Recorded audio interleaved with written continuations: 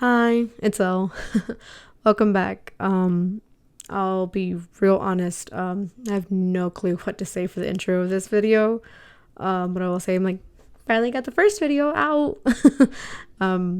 Proud of myself for that. I will say that was one hell of a process just to get myself to do it. So the fact that it is out, I am proud because it's better than every other attempt I did prior. Trying to keep up that momentum. We're gonna go straight forward into video 2, which is this one. So for this video, I'm also going to be doing another book review. Also want to state, again, these are books that I checked out from my local library. Again, just want to plug in, if you have the opportunity, please go get your library card. You will not regret it. I probably will always say that. So if it gets a little annoying, I'm sorry. I just really think we should all support our library systems. Moving on. The two books I will be talking about in this video are Puppy Love by Lucy Gilmore and edited by Lyga. The first book I'm going to be talking about is Puppy Love by Lucy Gilmore. This is a romance book. It is technically part of a series, but it honestly can be read by itself. The way these books are, like, they exist in the same world, but the stories aren't like consecutive. They're not like back to back or anything like that.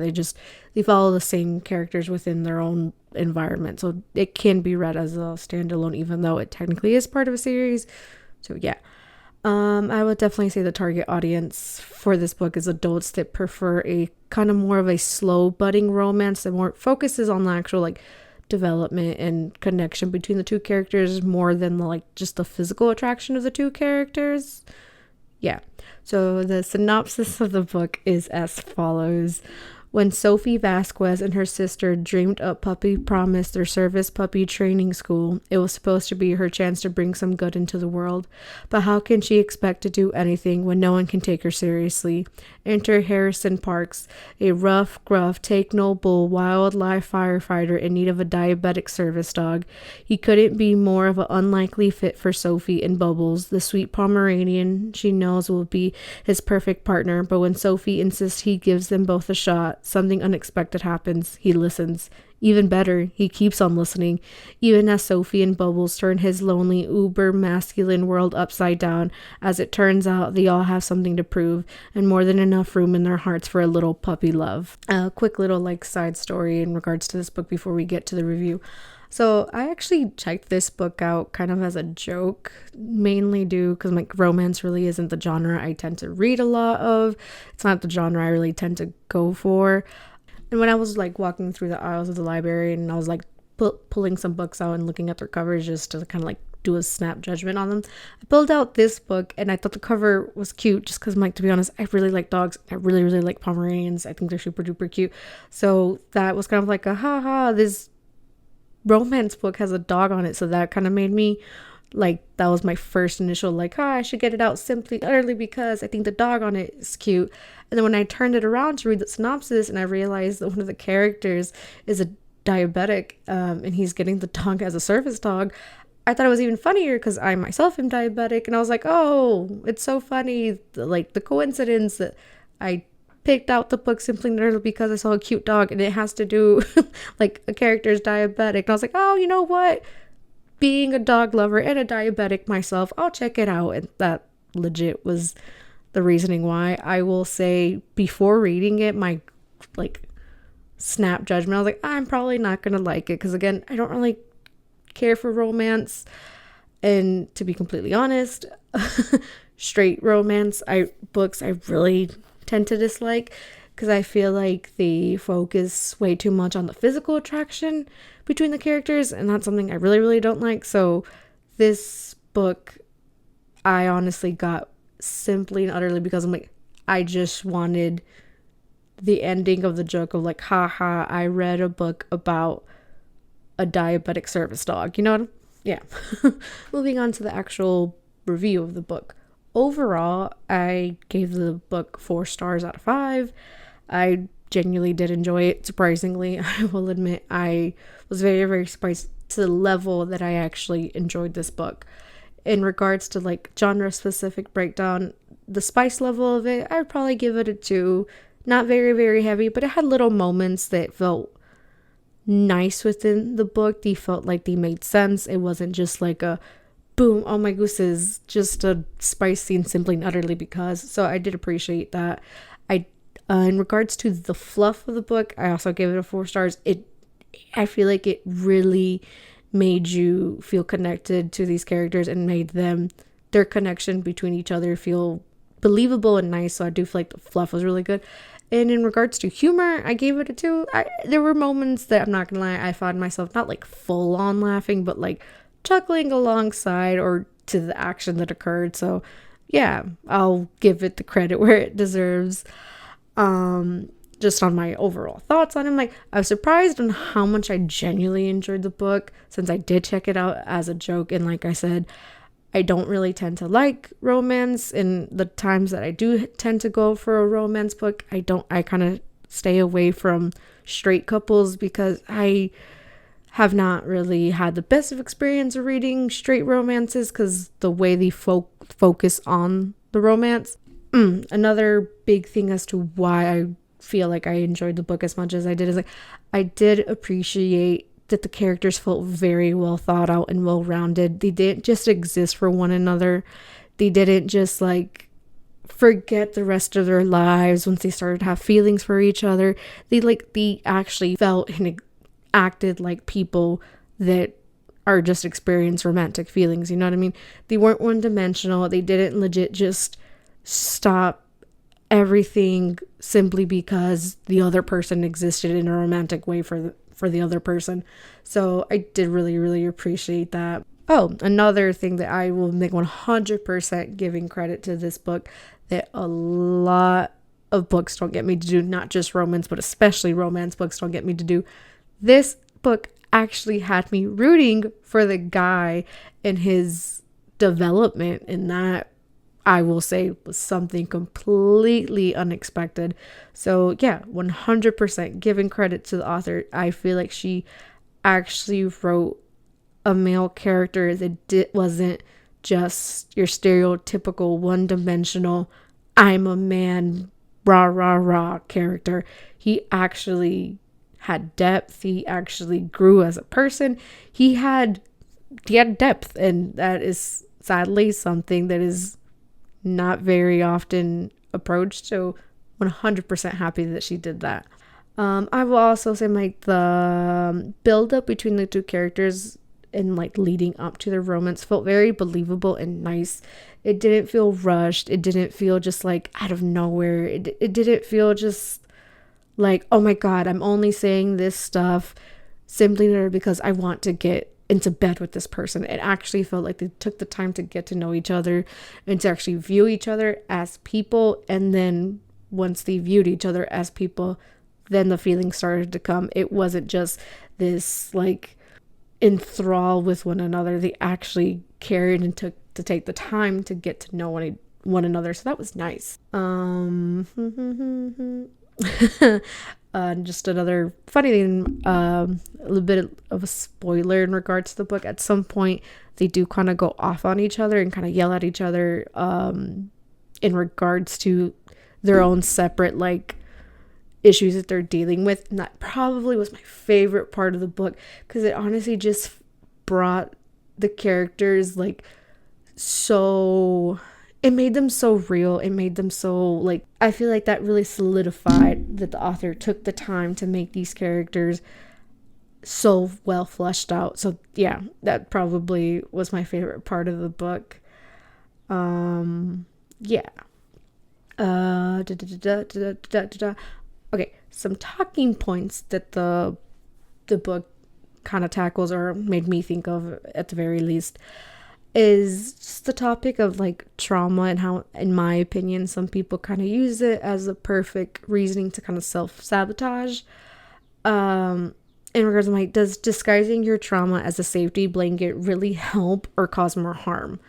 For example, when people say that they've been hurt in the past from past romantic relationships or platonic relationships, and they use that as a justification for their actions, I feel like they use that as a security blanket so they don't take accountability, and they like self-sabotage everything moving forward. I'm like, is you saying that you were cheated on and all this, and that's why you're not trusting them? Like, is that really helping you in any relationship that you have?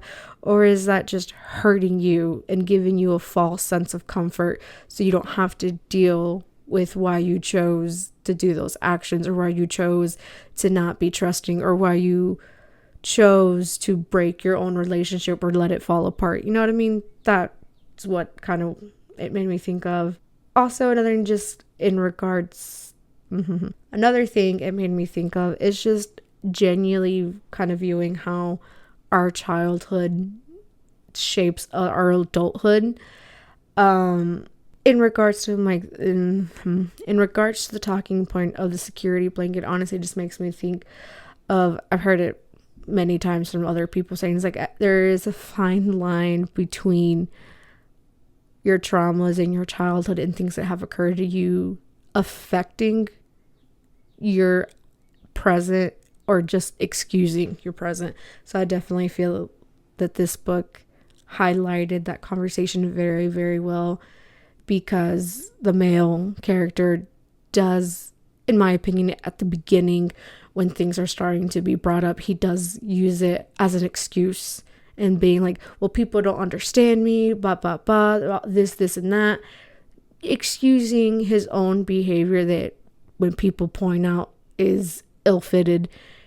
He excuses his behavior and his non-behavior because of his childhood until he finally takes the time to look into himself and realize, yeah, okay, that stuff did happen. Yeah, I was hurt, etc., etc. But yeah, I'm an adult now. I need to take responsibility for things. It's not my time to change the cycle instead of continuing to repeat it. So that is definitely something I really, really enjoyed, that you saw that development. And may I add, from the male character. I feel like in a lot of other books, especially romance books, you can see these types of developments, but it always seems like it's reserved specifically for the female character in the story. So it being the male character in this story, I do feel like already gave it kind of a unique edge, that the author is like, yeah, if people are going to get in a relationship with one another, they both have to deal with their personal stuff. Not just the woman, not just one side. It has to be done by both. That's the only way to genuinely have a good, healthy relationship. So I did really, really enjoy that. In regards to would I recommend this book? Yes, I would recommend this book. It is one of the romances that I have read that I actually enjoyed and could possibly even see myself rereading at some point, because that's just how much I did enjoy it. So yeah, 100% would recommend this. The next book I'm going to be talking about is Edited by Barry Lyga. The genre of this book is fiction. It's a standalone, even though it is part of a duology. But again, the books are not consecutive. They can be read on their own. So yeah.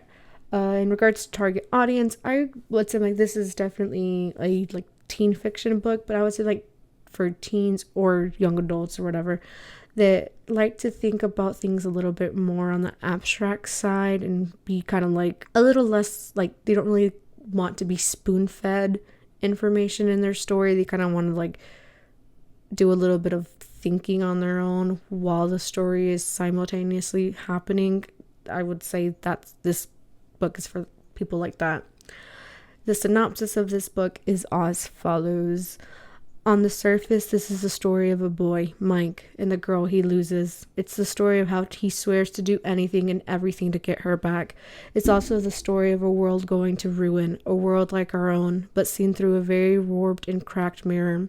It's also the story of a story told only in flashes and experts and summaries, a story that contains clues and could fix this broken world or end it once and for all. Quick little antidote in regards to this book. Honestly, I only checked this book out because I already had read previous books from this author. I read the I Hunt Killers trilogy that he has, when I was a teenager, and I really, really, really enjoyed those books. So when I saw this book, I was like, I really enjoyed those. And I kind of like that he writes a little bit like darker-esque things, or just a little more thought-provoking things. So I was like, yeah, I got this book simply not really because of that. Yeah. Moving on. In regards to the review of the book, I give it a 3 stars. Not the best thing I've read, not the worst thing. In regards to like its interest level, also gave it a 3. I do feel like the conceptually it was a very, very unique book. Have never read anything like this prior to this book or after, so definitely feel the breakdown in the format that this book is written is very, very unique. So definitely that. In regards to humor, it had its moments. Probably I gave it a 2. I again was never really like full on laughing out loud, but it had me kind of like chuckling along a little bit. In regards to predictability, I gave it a 1. I honestly could not 100% pinpoint where the book was going at any given moment. It felt like it pointed in so many directions and was being pulled in all these multiple directions while simultaneously standing and existing in one reality, but also not existing at all. So yeah, the book was very not predictable. In regards to thoughts on the book, I'm like, I did enjoy it. It was very much an interesting take, very, very unique. I will admit there were moments while reading it that I was a bit confused. Some things that I feel like I myself as a reader wasn't really like paying attention 100% and kind of got lost in a little bit. I will say this is one of those books that you probably need a little bit of a deeper level of concentration while you're reading it to really, really intake and understand every little thing that's kind of being referenced and talked about simultaneously. So yeah, but overall I did enjoy it. In regards to talking points or thoughts this book made me have, not, I wouldn't say completely and utterly centered, but love is definitely a focal point of this book. I do feel that it explored or mentioned a thought that I've always had, but I've never really seen a lot of people ever mention it, much less in a romance book. And that's in regards to like, there's a certain level of selfishness that comes with love. And I do appreciate that that was mentioned in this book. And also, I'm being like, another talking point or thought that it made me think was like, if you've loved somebody and your love is honestly defined by only simply wanting them around because you're used to having them around, in regards to it's just become a habit, or you only love them and like having them around because they make you feel good, I'm like, do you really actually love them, or do you only really like and love how they make you feel? And if you only like how they make you feel, is that love? Is that really romance? Or what? In regards to would I recommend this book? Yeah, sure. Like I said, it wasn't the best thing that I've read. It wasn't bad. I do feel it's interesting. I do feel like maybe not the majority of people will enjoy it, but I do feel like it is a good read. So in all, yes, I would recommend the book. Again, I will be very, very honest in regards to the outro. I have no clue how to end this. Yeah, sorry about that. One thing I do want to bring up in regards to closing off this video is, how do you specifically grade your romances? Is spice a requirement in romance books for you? Do you prefer a romance book focus on the emotional components of the story, or just the physical attraction of the two characters? Do you grade or consume romance books differently depending on your mood or what you as a reader wanted out of the book? Because personally, I don't think spice is a requirement for romance books. It could be a plus, but I don't think it's always needed or something that should always be included. I definitely feel there are moments that the spice is honestly kind of a downfall or a negative thing in some romance books, in my opinion.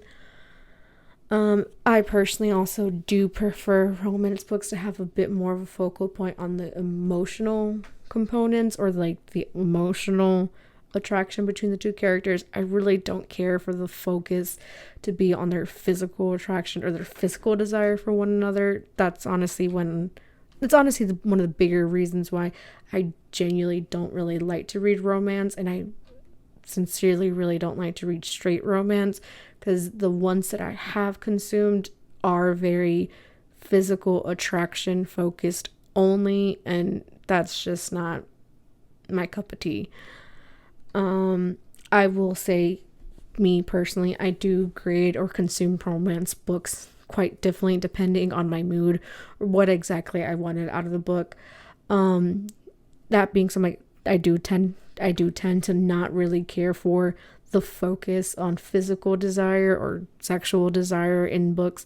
But I'll admit there are times I just want a quick boom boom, kind of like, for no better way to describe, I want a quick one shot. I just kind of want, give me this. I just quickly want to read about these characters and what they're going to do, and boom, and call it a damn day. And there are other moments I want to feel the depth of the emotional connection. I want to feel the longing. I want to feel the desire to be that person's person.